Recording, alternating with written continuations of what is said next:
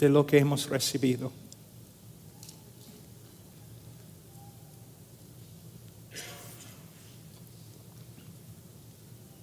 A veces cuando digo a una congregación que voy a enseñar sobre el Evangelio, no, ellos me miren como, ¿por qué?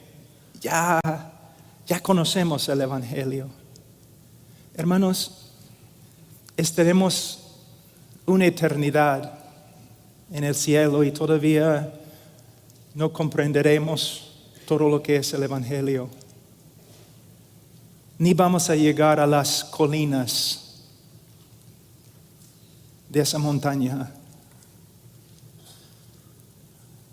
Un hombre puede dedicar toda su vida, cada día, cada hora, solamente al estudio del Evangelio del Señor Jesucristo. Y al final de su vida, aunque él sea el hombre más dotado, el hombre más inteligente y el hombre más espiritual, al final de su vida, ni la 10ª parte ha visto. Pero esta es nuestra tarea como predicadores. Muchos piensan que la tarea más grande del predicador es predicar. No. La tarea más grande del predicador es profundizar la revelación más grande de Dios en la persona de Jesucristo y luego predicar. Como voy a explicar en mi sermón, en el día de hoy el mundo y la iglesia sufren de un evangelio superficial, predicado por hombres superficiales, con doctrina superficial. Hemos recibido, hermanos, una mayordomía más grande que los reyes y los presidentes. Y tenemos que responder correctamente con temor.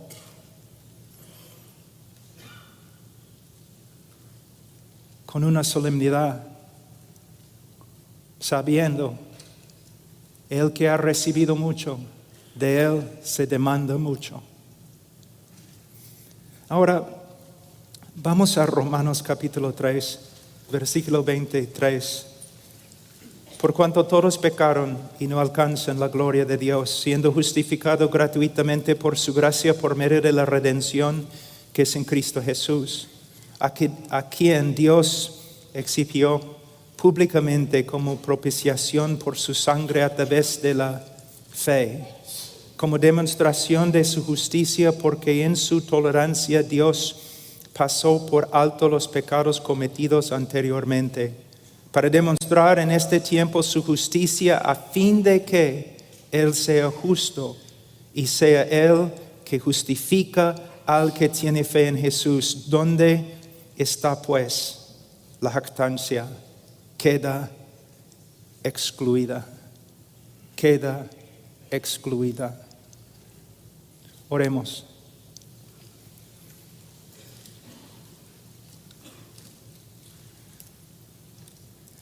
Padre, yo me acerco en el nombre del Señor Jesucristo. Y reconozco, Señor, muy bien que fuera de Él no tengo parte contigo. Pero también reconozco quién soy en Él. Y para su gloria, para su honor, yo te pido que me ayudes a predicar, a hablar de Él.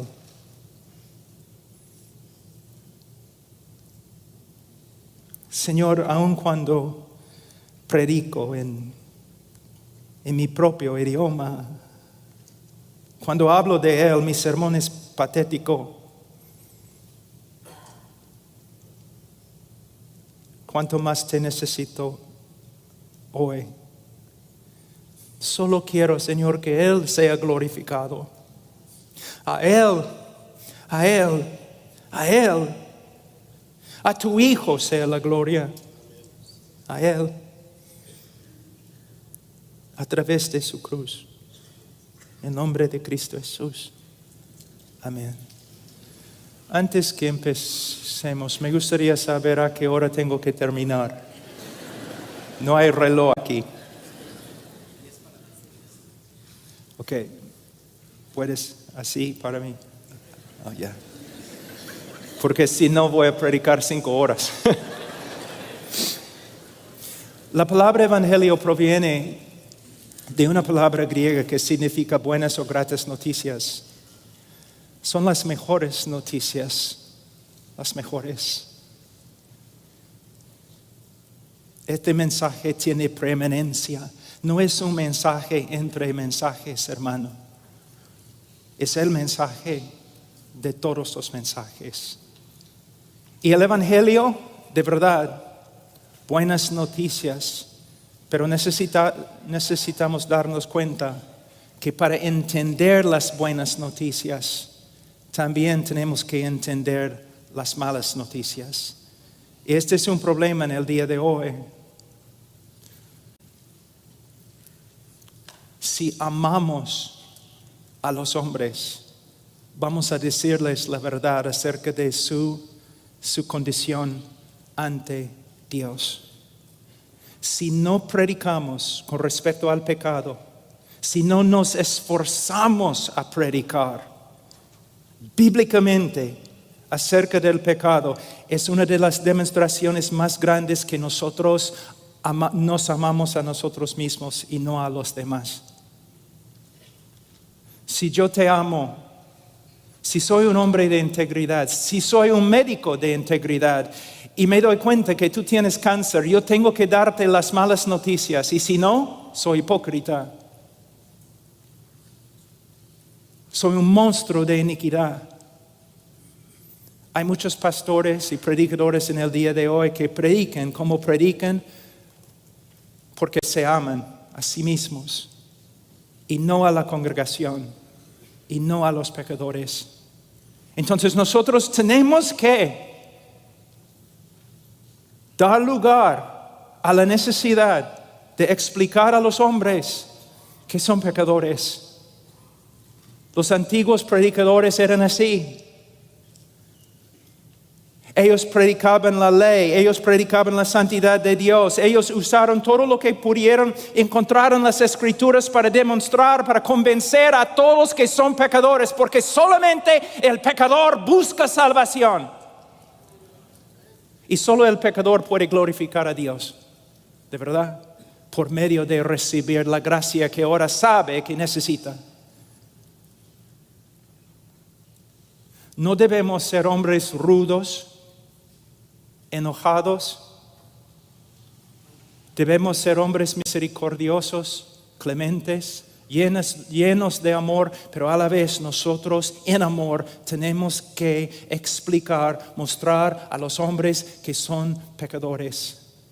Y podemos ver esto en este texto, no solamente en los textos que he leído, sino también en el capítulo 3 de Romanos. Podemos ver Pablo con un intelecto único, con una sabiduría de Dios, el apóstol de los apóstoles, el misionero de los misioneros, el teólogo de teólogos. Y él está usando todos los dones que el Señor le ha dado con un solo propósito: condenar al mundo. Condenar al mundo.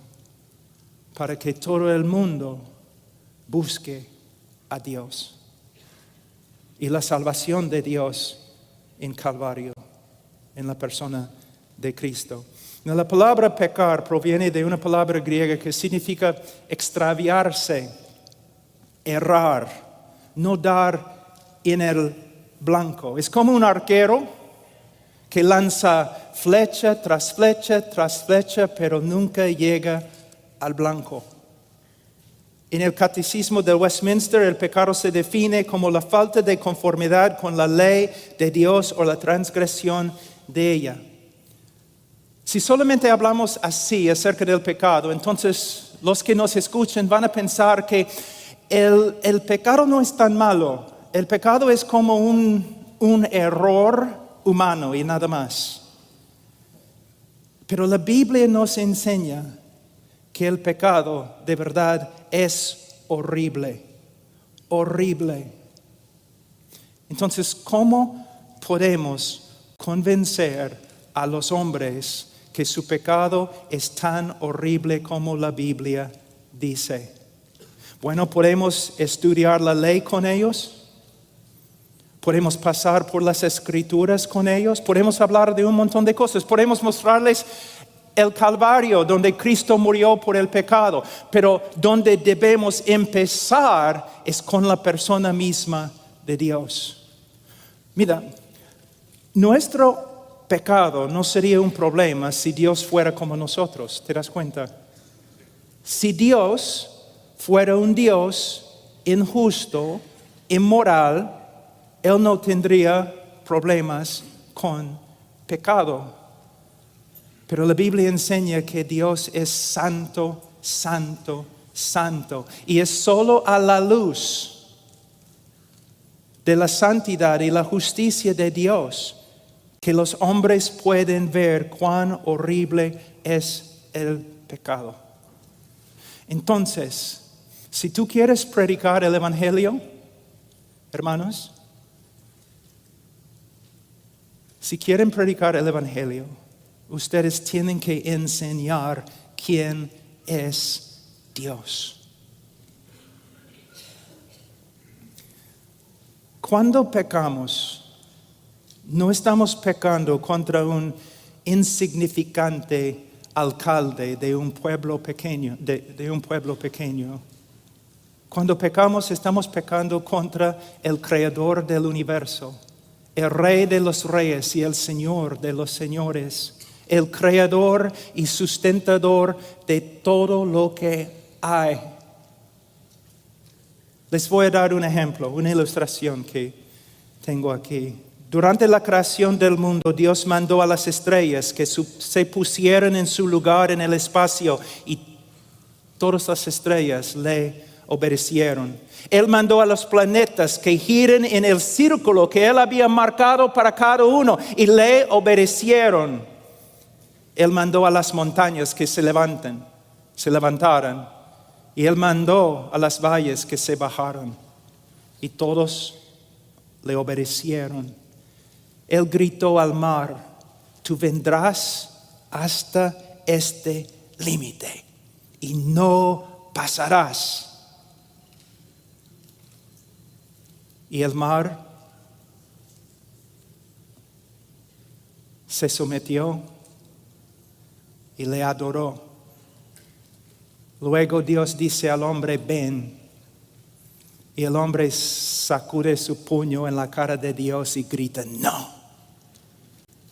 Por eso en el día de juicio, aún la creación, el universo entero se va a levantar y condenar al hombre por su desobediencia contra un Dios que es merecedor de toda honra, toda gloria, nuestra devoción, nuestra vida, cada pensamiento. Él es digno de cada pensamiento nuestro. Es digno de todo lo que tenemos en cuerpo y corazón. Pero le negamos. El hombre no puede ver cuán horrible es el pecado a menos que tenga una idea acerca de lo que la Biblia dice acerca de Dios.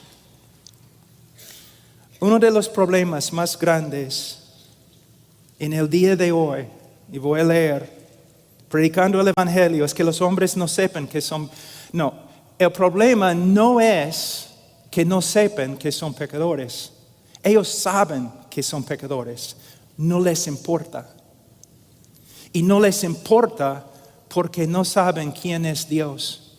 Y no saben quién es Dios porque los predicadores no están predicando acerca de Dios. Si yo voy a tu iglesia, tengo una pregunta. Si yo estoy allí 2, 3, 4 años, ¿cuántos sermones voy a escuchar acerca de los atributos de Dios?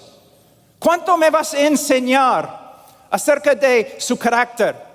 Santo, santo, santo, justo, justo, justo. Sus decretos, sus obras, su voluntad.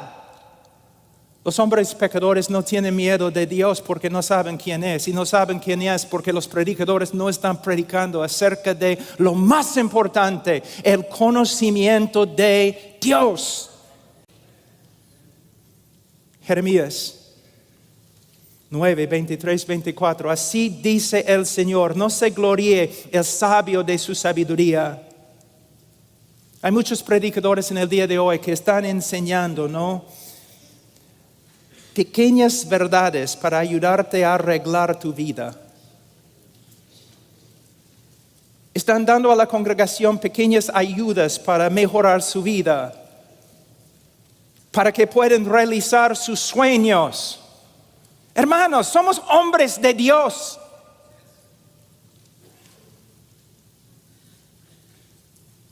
Y nuestra tarea principal es enseñar a los hombres quién es Dios. No se gloríe el sabio de su sabiduría, ni se gloríe el poderoso en su poder, ni el rico se gloríe de su riqueza. Mas el que se gloríe, gloríese de esto, de que me entiende y me conoce. Me entiende y me conoce. Estamos viendo los dos lados de una verdad muy importante. Entender los hechos acerca de Dios. Entender las verdades bíblicas, doctrinales de Dios. Pero no solamente entender lo que la Biblia enseña acerca de Dios, sino conocer a Dios en una relación, en nuestro tiempo devocional. Un médico sabe mucho más acerca de cómo mi esposa funciona que yo. Él sabe muchos más hechos acerca de su cuerpo que yo sé. Él sabe, es un médico, pero él no conoce a mi esposa. De la misma forma,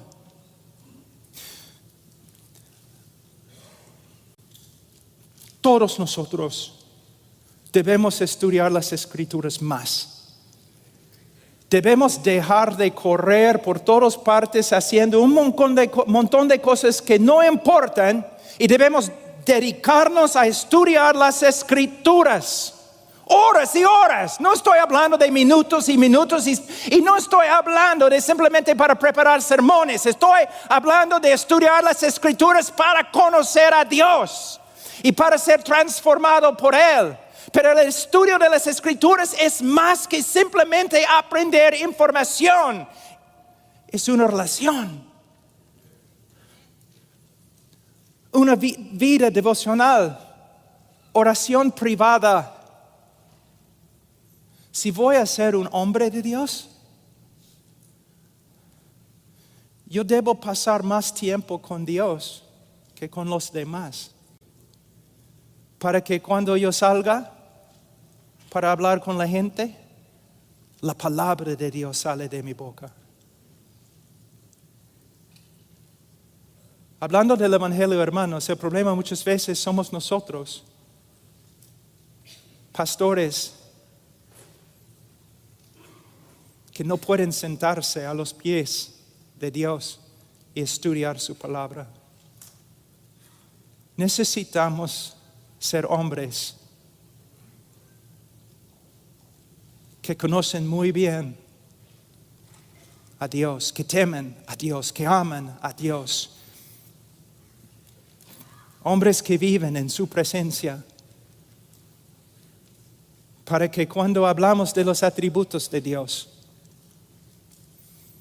su santidad, su justicia, su amor, su misericordia, su ira,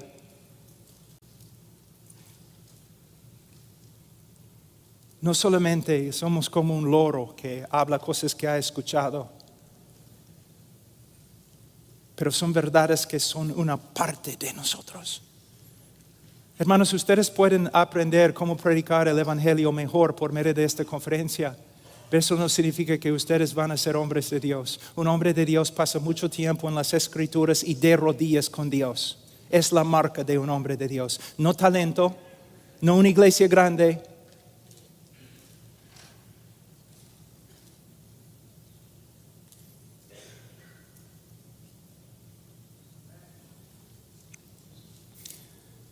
El que se gloríe, gloríese de esto, de que me entiende y me conoce, pues yo soy el Señor que hago misericordia, derecho y justicia en la tierra, porque en estas cosas me complazco, declara el Señor. Tu ambición más grande debe ser, si quieres ser un predicador del Evangelio, tu ambición más grande debe ser el conocimiento de Dios.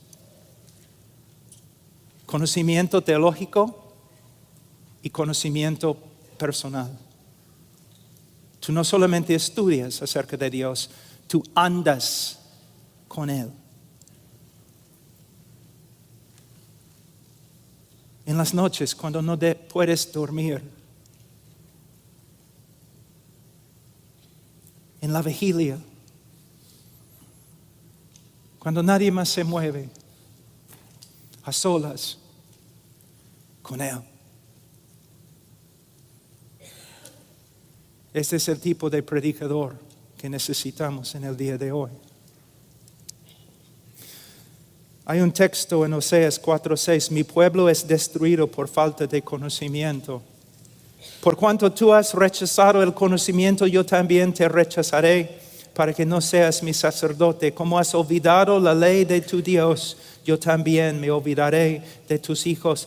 ¿Cuál fue el crimen más grande de Israel? Una falta de conocimiento de Dios. Y los padres, los sacerdotes, los maestros en Israel, ellos eran básicamente ignorantes de la revelación de Dios. Y por causa de su ignorancia, sus hijos espirituales sufrieron. En el día de hoy yo voy a muchas iglesias donde yo veo una congregación sufriendo porque no tienen conocimiento de Dios. Y no tienen conocimiento de Dios porque sus pastores no están predicando acerca de Dios. Y no están predicando acerca de Dios porque no estudian a Dios. Y no estudian a Dios porque no les importa. Y una conferencia acerca de evangelismo no va a cambiar este problema, sino pastores y predicadores arrepintiéndose y corriendo de nuevo donde empezaron, regresando a donde empezaron, a los pies de Dios, viviendo para conocerlo. 1 Corintios 15, 34, un texto que es tan importante, pero muchas veces se pasa por alto. 1 Corintios 15, 34, sed sobrios como conviene y dejad de pecar, porque algunos no tienen conocimiento de Dios, para vergüenza vuestra lo digo. ¿Pueden ver lo que Pablo está diciendo? Hay una relación directa entre una falta de conocimiento de Dios, y la moralidad de una congregación.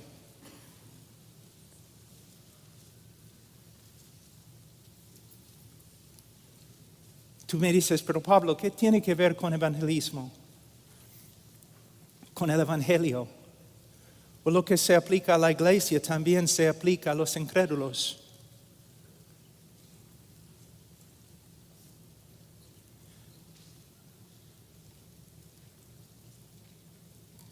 Cuando no hay un conocimiento bíblico de Dios, los hombres van a crear a su propio Dios. Y este Dios que ellos creen es nada más y nada menos que una reflexión de ellos. Entonces no tienen miedo del día de juicio, porque el Dios que ellos esperaban es exactamente como ellos.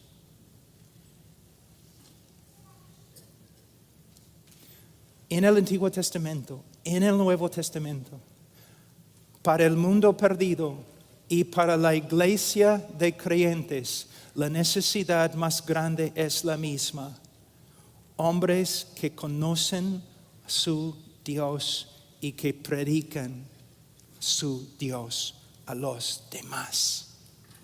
Cuando estoy evangelizando en el avión o en un bus o predicando en la calle, ¿dónde empiezo? ¿Con el pecado del hombre? Nunca. Empiezo con quién es Dios.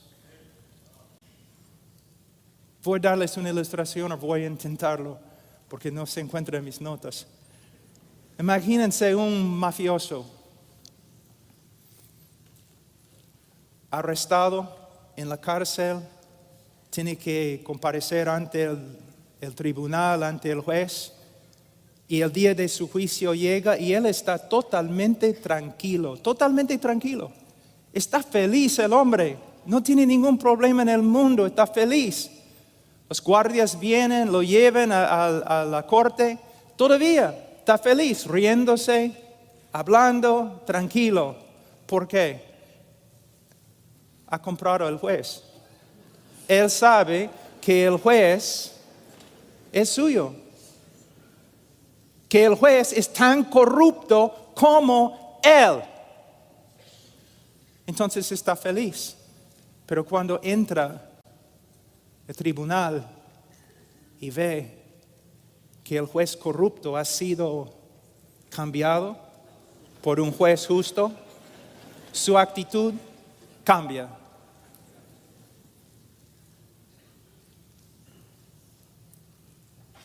Este es el trabajo del predicador. El hombre piensa que no tiene problemas con Dios, porque Dios no tiene problemas con él, que él y Dios son amigos, que están de acuerdo en todo. Pero cuando el hombre aprende quién es Dios, todo cambia. Y el hombre va a arrepentirse o el hombre va a pelearse aún más contra Dios. Pero algo va a suceder. Algo va a pasar. Ahora, en versículo 3:23, Pablo dice, por cuanto todos pecaron. Y hemos demostrado que nadie puede entender esta frase, excepto a la luz de los atributos de Dios. Entonces, pastores, predicadores, evangelistas, dedíquense a predicar los atributos de Dios. Pero también él dice acá, y no alcanzan la gloria de Dios. Si estudias la historia de interpretación con respecto a este texto, tú vas a ver una evolución muy interesante que va de acuerdo con las ideas de nuestra cultura. En el día de hoy, cuando uno lee este texto, está destituido de la gloria de Dios, mayormente el evangelista sigue con, Dios tiene un plan maravilloso para tu vida. Y Él no puede lograr este plan en tu vida porque no quieres. Dios tiene tantos sueños para ti. Él quiere hacer tantas cosas lindas. Y todos los deseos y ambiciones que tú tienes, Dios está tratando de lograr en tu vida, pero tú no quieres trabajar con Él para lograrlos. El texto no tiene nada que ver con eso, hermanos. El texto hay que interpretarlo a la luz de Romanos, del libro de Romanos, especialmente, mira, capítulo 1,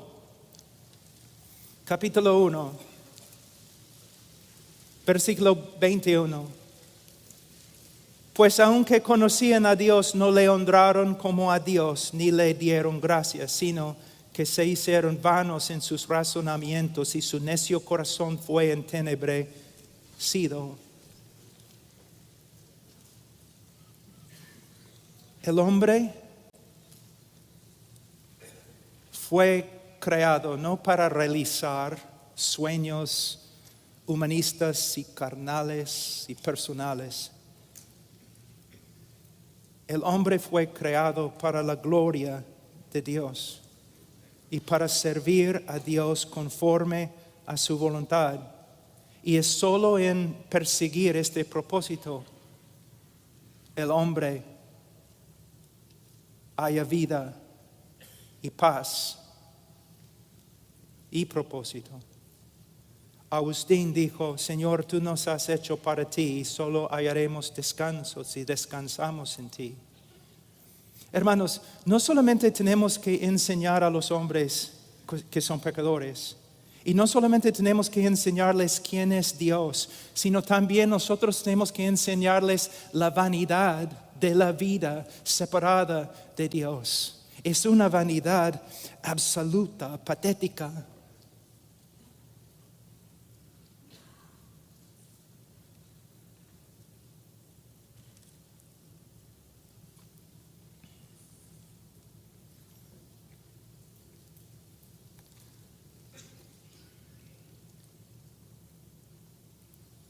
A veces cuando estoy predicando así, personas dicen, bueno, este hombre, él habla tanto de pecado, siempre.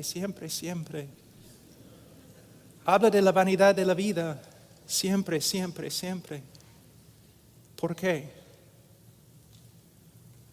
Yo he predicado muchos años, 35 años. Yo he seguido también el ejemplo de hombres a través de la historia de la iglesia.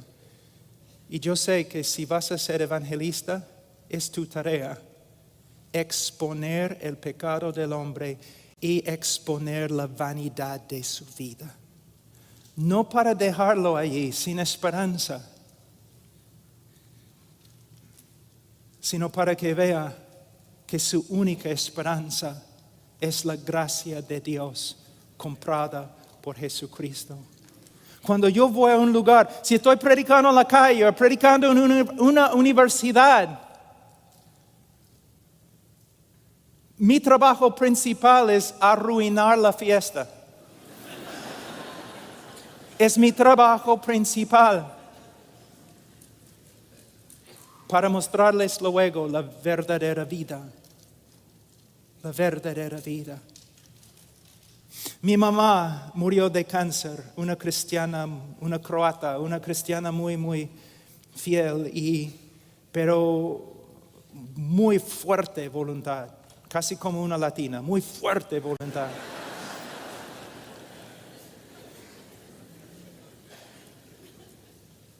No exactamente como una latina, porque me casé con una latina y ella tiene una voluntad mucho más fuerte que mi mamá.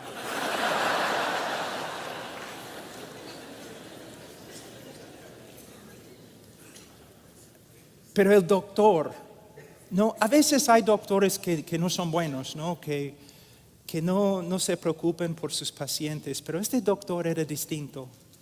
De verdad se preocupaba por mi mamá. Se notaba que amaba a mi mamá. Y él sabía que mi mamá era muy fuerte de voluntad, entonces él sabía que ella no iba a aceptar su diagnóstico. Entonces él entró en la oficina con varias evidencias, un montón de evidencias. Y él dijo, señora Washer, tengo que decirte, tú tienes cáncer y es muy grave y tenemos que actuar ahora. Y ella dijo, yo no tengo cáncer. Yo trabajo en el campo, con vacas, mi jardín, yo no tengo cáncer, yo soy más fuerte que tú. Well, señora Washer, aquí es la primera evidencia, los rayos X. Y aquí hay otra evidencia, y aquí hay otra evidencia, y otra evidencia. El hombre estaba contristando a mi mamá, haciéndole daño, destruyendo su día. Mi mamá empezó a llorar.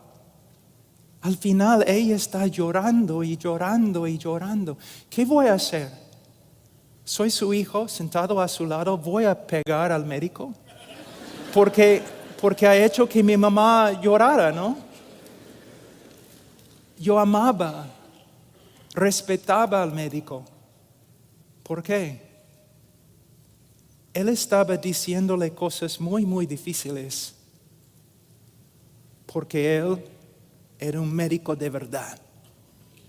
Y él sabía que el único camino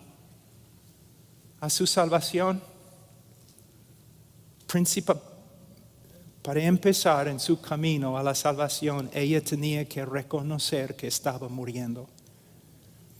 De la misma forma, cuando predico a los hombres, especialmente en la calle, no voy a ser rudo o enojado, cortante con ellos, pero poco a poco yo voy presentando las evidencias, destruyendo los argumentos, rompiendo, cortando la insulación alrededor de ellos, hasta que comiencen a ver, caramba, estoy perdido, mi vida no tiene sentido. Y a veces, hermanos, horas, a veces días, a veces meses con una persona hasta que vea. Este es el trabajo del evangelista, la verdadera predicación del evangelio. Pero tengo que decir algo, en el día de hoy también yo veo a muchos predicadores que cuando predican acerca del pecado del hombre, cuando llaman a los hombres pecadores, no lo hacen con amor en su corazón, no lo hacen con lágrimas, no lo hacen con un corazón quebrantado, no, como hombres enojados, orgullosos. Es terrible. Cuando Jonathan Whitfield predicaba, lágrima tras lágrima, pidiendo a los hombres que reconozcan su pecado y que vuelvan a Dios a través de Cristo.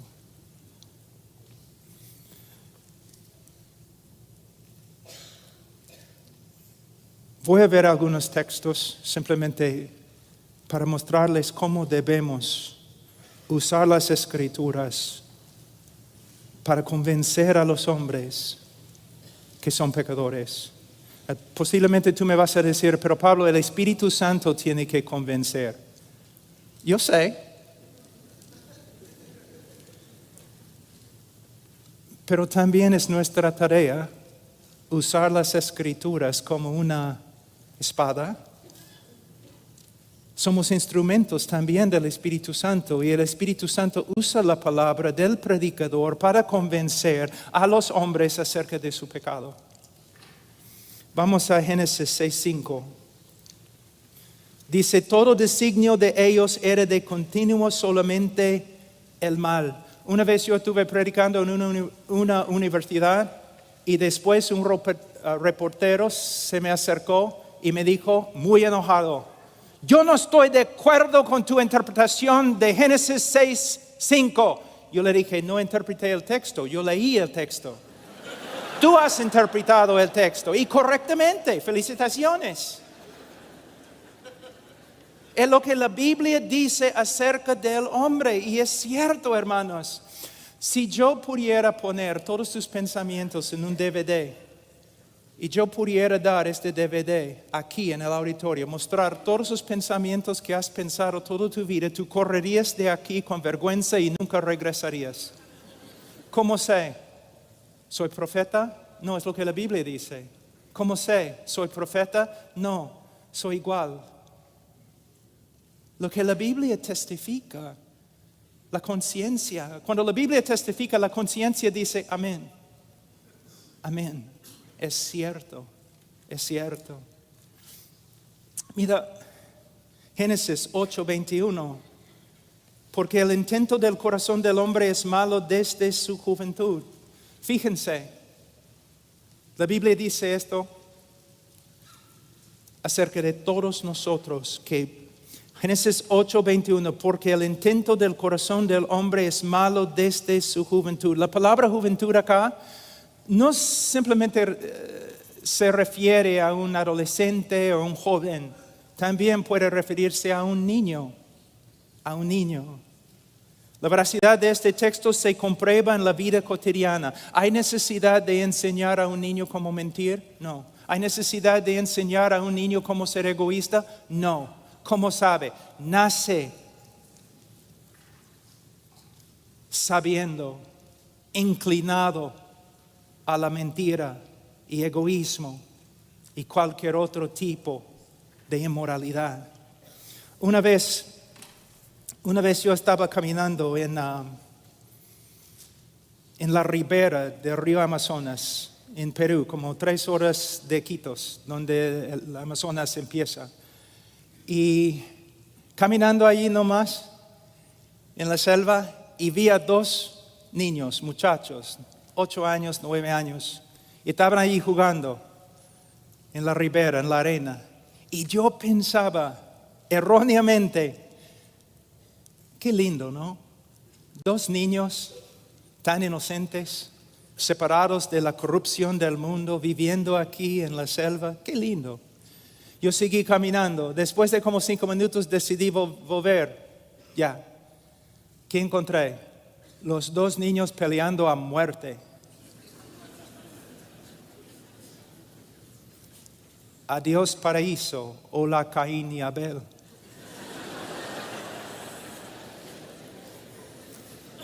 Imagínense un niño un ratito, y lo pones en un cuarto con los mejores juguetes del mundo, los mejores juguetes que existen.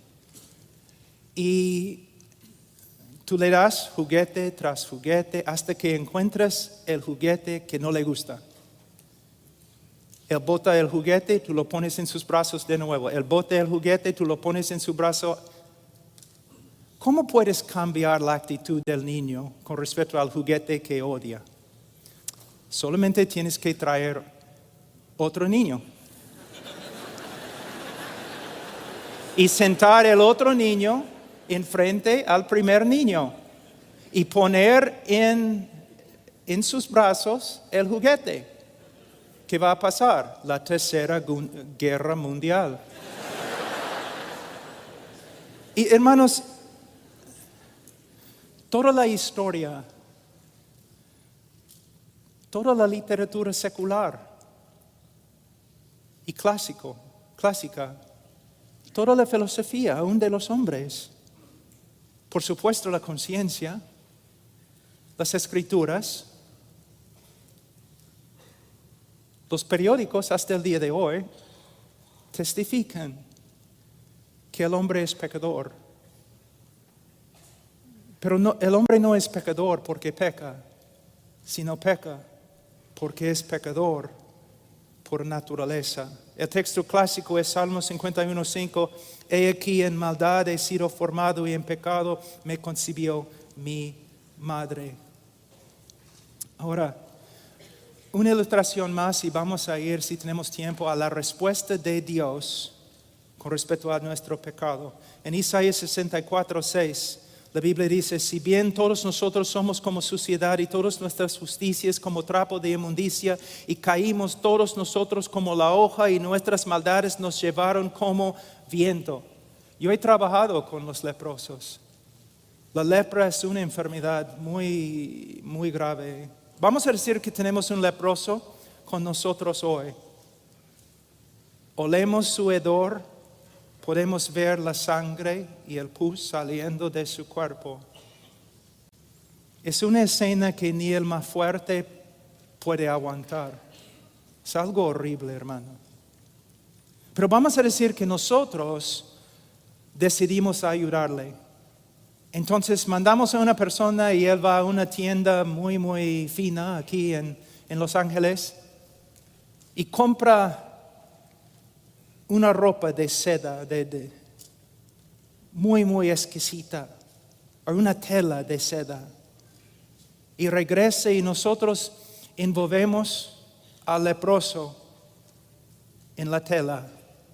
Por un segundo se ve bonito. Pero ¿qué va a pasar? La corrupción de su cuerpo va a sangrar por la tela. Y la tela va a llegar a ser tan corrupta como el hombre mismo. Esta es la razón por la cual el hombre no se salva por las obras. Porque sus obras salen de una naturaleza corrupta.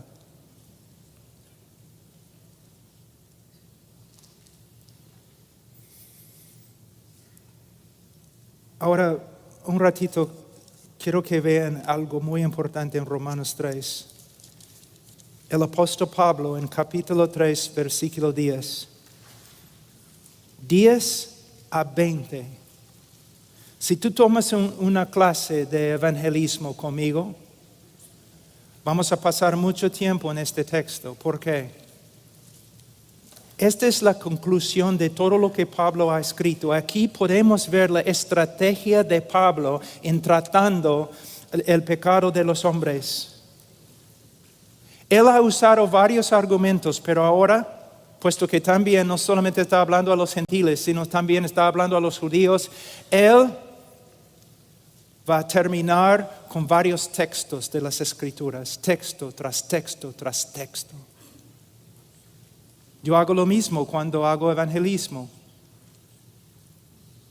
con una congregación o con una persona, texto tras texto tras texto tras texto.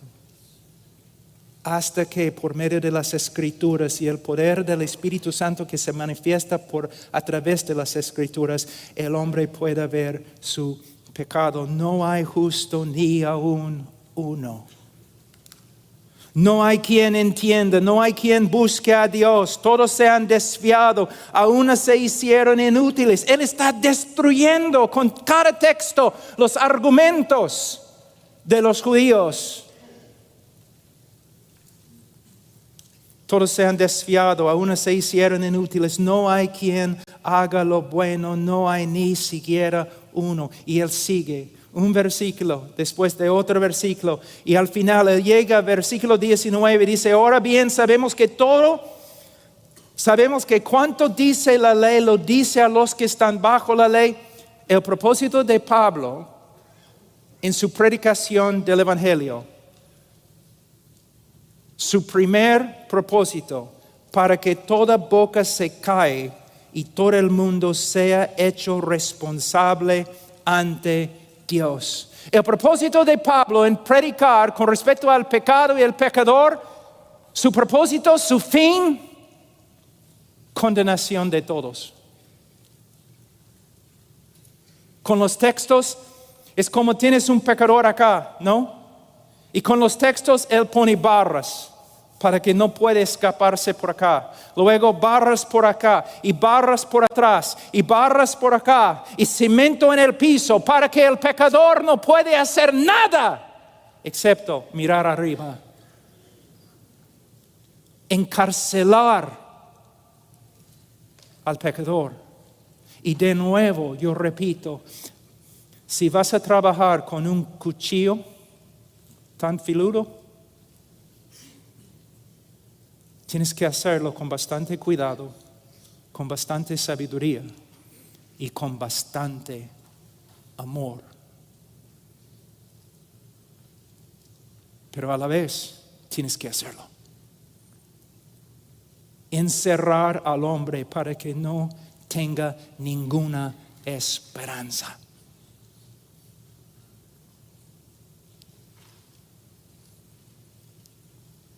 Hay una historia de Duncan Campbell durante un avivamiento en Europa. Y había un pecador notorio, un monstruo de iniquidad que vivía en los campos. Y un día, durante una prédica de Duncan Campbell, su esposa llegó y dijo, tienes que venir a la chacra. ¿Qué es la palabra en... Los peruanos dicen chacra, hacienda. Tienes que venir a la hacienda. Y Duncan Campbell preguntó, ¿por qué? Mi esposo. Algo ha pasado a mi esposo. Entonces él llegó y en las casas antiguas en Estados Unidos y también en Europa hay puertas afuera que llegan al sótano, ¿no? Y mayormente son grandes.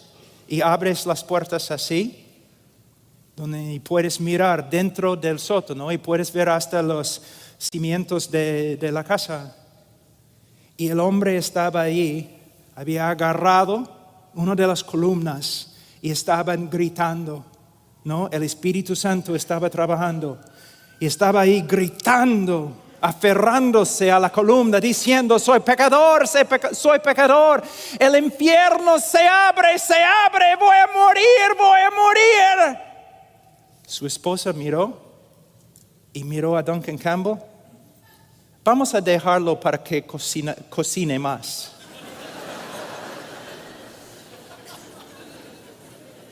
Hermanos, los antiguos predicadores hicieron lo mismo.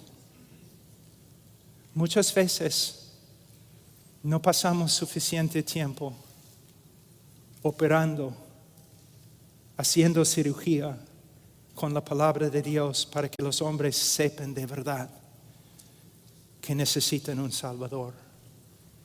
Yo sé, es una ilustración graciosa, pero en serio, yo he estudiado a los predicadores de antigüedad. Muchas veces hablamos cosas muy buenas acerca de ellos, pero no es suficiente, debemos imitarlos.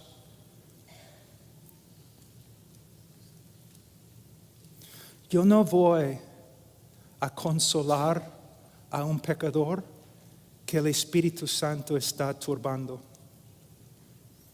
Yo voy a dejarlo. Quizás voy a estar a su lado en silencio, pero voy a esperar hasta que diga, dame una respuesta.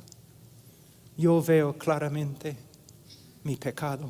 Por favor, dime que hay esperanza, que hay salvación en Sion. De nuevo, se necesita sabiduría. Ahora,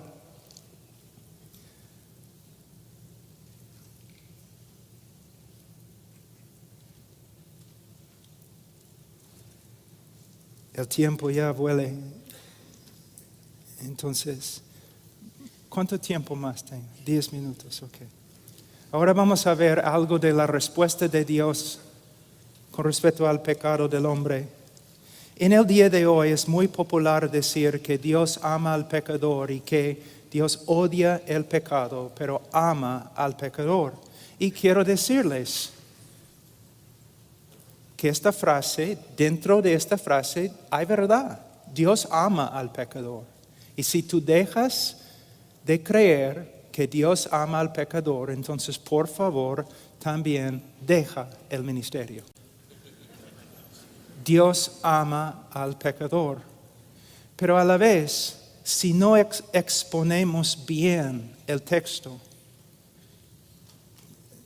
llega a comunicar algunas cosas que no son ciertas. Que Dios simplemente ama al pecador y su problema no es con el pecador, sino con el pecado. Y la Biblia enseña lo contrario. Ahora, Salmos 5, 4 y 6. Porque tú no eres un Dios que se complace en la maldad. El mal no mora contigo. Los que se ensalzan no estarán delante de tus ojos. Aborreces a los que hacen iniquidad. Fíjense en la frase. Aborreces a los que hacen iniquidad. Destruyes a los que hablan falsedad. No destruye la falsedad. Él destruye a los que hablan falsedad.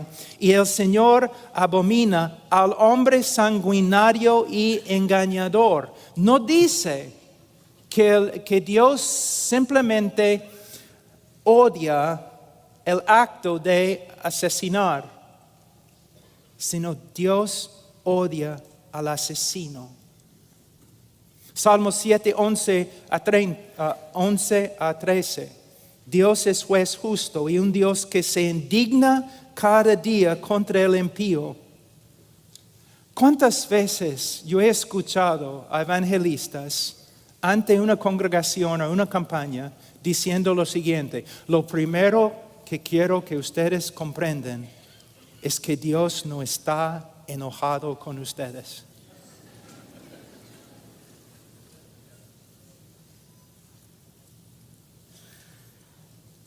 Yo entiendo lo que el evangelista quiere lograr y a veces su propósito es noble, pero él está diciendo algo que no es cierto. De hecho, la Biblia enseña lo contrario. Dice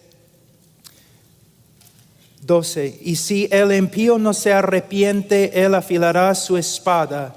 tensado y preparado está su arco. Ha preparado también sus armas de muerte, hace de sus flechas saetas ardientes. En hebreo, si tú quieres enfatizar algo, tú repites. Aquí él viene con frase tras frase para explicar que Dios no solamente está enojado con el pecador, pero Dios va a actuar conforme a su enojo. Es lo que se llama en las Escrituras venganza. Ahora, cuando yo leo textos así en una congregación normal, una congregación evangélica, cuando yo enfatizo el odio de Dios, no solamente contra el pecado, sino también contra el pecador, mayormente las personas responden así. Primeramente, pero Dios es amor. Dios es amor y por eso no puede odiar. Mi respuesta, Dios es amor. Por eso tiene que odiar. Pero pastor, ¿cómo puede ser? Bueno, el amor nunca es neutral. No puede ser neutral. Si yo amo a los judíos, ¿puedo ser neutral con respecto al holocausto judío? No. Si amo a los afroamericanos, ¿puedo ser neutral con respecto a la esclavitud? Si amo a los niños, ¿puedo ser apático, neutral al aborto? No, si amo a los judíos, tengo que odiar el holocausto judío. Si amo a los africanos, tengo que odiar esclavitud. Y si amo a los bebés, seres humanos con almas, yo no puedo ser neutral con respecto al aborto. Yo lo odio. Dios ama la justicia. Él odia la maldad. Y si no fuera así, tendríamos en el cielo un Dios como Hitler. Otra objeción, Juan 3:16. Me dicen, pero Juan 3:16 se encuentra en las Escrituras. Dios ama al mundo. Y para que sepan, mi texto favorito en toda la Biblia es Juan 3:16. Sí, se encuentra en las Escrituras. De verdad. Pero también Salmos 5:5 se encuentra en las Escrituras. Salmos 5:5 que dice, aborreces a todos los que hacen iniquidad. Aquí es una lección muy importante con respecto a la hermenéutica. La Biblia no se contradice. Si interpretamos un texto de tal forma que contradice nuestra interpretación de otro texto, entonces tenemos un problema. Hemos interpretado uno o dos textos erróneamente, equivocadamente. Como los atributos de Dios existen en perfecta armonía, la palabra de Dios, que es una expresión, una revelación del carácter de Dios, las verdades de la palabra de Dios también tienen que existir en perfecta armonía. Entonces, si vamos a ser cristianos bíblicos, tenemos que afirmar que Dios ama al pecador. Y a la vez tenemos que afirmar que hay una forma de que el odio y la ira de Dios descansa sobre el pecador. A veces yo he escuchado a los evangelistas diciendo lo siguiente: en vez de ser justo contigo, Dios ha sido misericordioso. Esta es la razón por la cual debemos enseñar a nuestros niños la lógica. Porque una persona que dice tal cosa está diciendo lo siguiente, que el amor de Dios es injusto. Si tú dices, en vez de ser justo contigo, Dios ha sido misericordioso contigo, entonces estás diciendo que su misericordia es una contradicción de su justicia. Dios no puede demostrar su amor a causa de su justicia, a causa de su santidad. Es un Dios perfecto y sus atributos existen en una armonía perfecta. Entonces, me gustaría mostrarles 2 versículos para respaldar lo que estoy diciendo. En el mismo Juan 3:16 tenemos también Juan 3:18. El que cree en el Hijo no es condenado, pero el que no cree ya ha sido condenado porque no ha creído en el nombre del unigénito Hijo de Dios. Dios ama al mundo, Juan 3:16, y Dios condena a todos los que no creen en su Hijo. Versículo 36, el que cree en el Hijo tiene vida eterna, pero el que no obedece al Hijo no verá la vida, sino que la ira de Dios permanece sobre él. La pregunta es, ¿cómo podemos reconciliar estas 2 verdades? Siempre cuando la mente humana intenta reconciliar ciertas verdades, hay limitaciones. Pero podemos llegar a conclusiones bíblicas. Les voy a dar una ilustración. En el mundo, en el día de hoy, el amor de Dios se revela por medio de lo que Dios ha hecho a través de su Hijo Jesucristo. Porque de tal manera amó Dios al mundo que ha dado a su Hijo unigénito, para que todo aquel que en Él cree no se pierda, mas tenga vida eterna. Y el amor de Dios se manifiesta a todos los hombres por medio de la obra redentora de Cristo. Pero lo que necesitamos ver es lo siguiente. Imagínense, el amor de Dios, o la naturaleza de Dios, es de tal calidad. Hay tanta gloria, infinita gloria, más allá que nuestra comprensión, que Él puede amar aún los objetos de su ira. Y con una mano, hoy día, a través de la historia, con una mano, Dios está restringiendo su ira. Así. Y con otra mano, Dios está llamando a los hombres que vengan, que vengan, que vengan. Pero un día, en la vida de cada uno, y un día, en la segunda venida de nuestro Señor Jesucristo, Dios va a retirar su llamado y no va a llamar más. Y Dios va a retraer su mano y no va a restringir más su ira.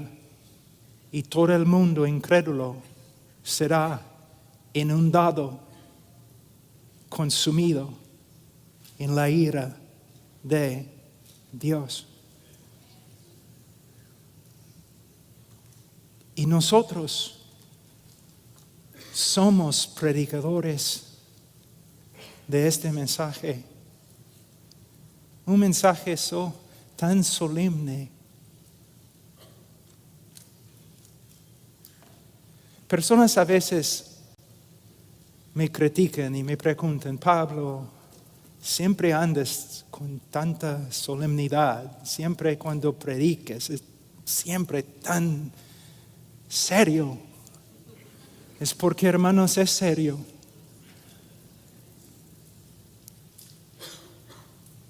No estoy aquí para que tú realices tu mejor vida ahora. Estoy aquí porque es un asunto de vida y muerte, vida eterna y muerte eterna. Termino, mañana vamos a hablar de la cruz y cómo en la cruz todos los atributos de Dios se armonizan en su manifestación. Pero pastores, predicadores, escúchenme.